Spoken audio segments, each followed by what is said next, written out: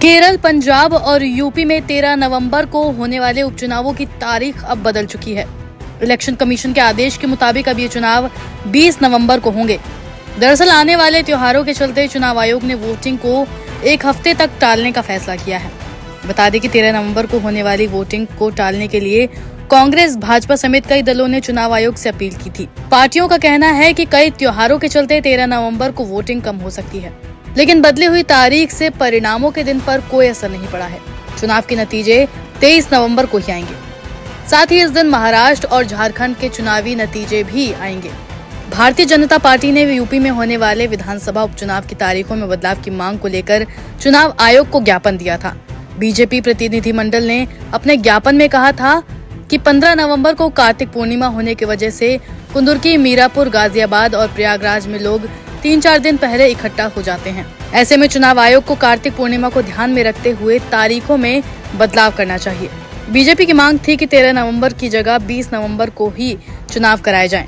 बता दें कि अब 20 नवंबर को उत्तर प्रदेश में 9 सीटों पर उपचुनाव कराने का फैसला लिया गया है। इन सीटों में कानपुर की सीसामऊ, प्रयागराज की फूलपुर, मैनपुरी की करहल, मिर्जापुर की मजवा, अम्बेडकर नगर की कटहरी, गाजियाबाद सदर, अलीगढ़ की खैर, मुरादाबाद की कुंदरकी और मुजफ्फरनगर की मीरापुर सीट शामिल है।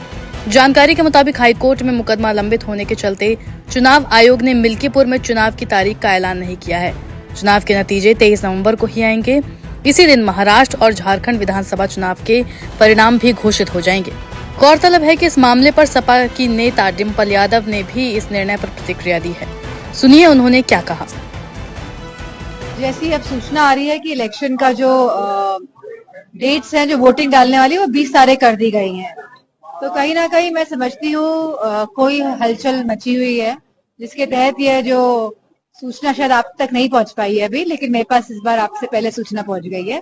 तो 20 नवंबर को चुनाव होंगे अब 13 तारीख के जगह। तो कहीं ना कहीं जहां हम लोग अच्छा कर रहे हैं, और महाराष्ट्र में भी जहां समाजवादी पार्टी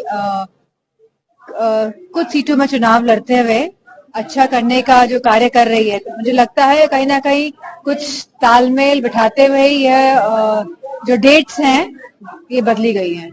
अगर कोई सबसे चालू पार्टी है तो मैं समझती हूँ भारतीय जनता पार्टी है, क्योंकि वो जानती है कि लोगों का ध्यान कैसे भटकाना चाहिए। और यह खाली ध्यान इसलिए भटकाते हैं जिससे कि वोट बटोर सके।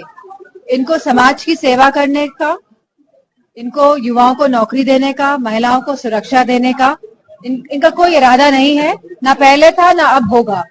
लेकिन अच्छी बात यह है कि आज सभी समाज के लोग और सभी वर्ग, चाहे हमारे किसान, जवान, हमारी माताएं बहनें हो, हमारे युवा साथी, इस बात को जान गए हैं कि यह भारतीय जनता पार्टी भटकाने वाली राजनीति करती है, लोगों को भिड़ाने वाली राजनीति करती है और भय का माहौल पैदा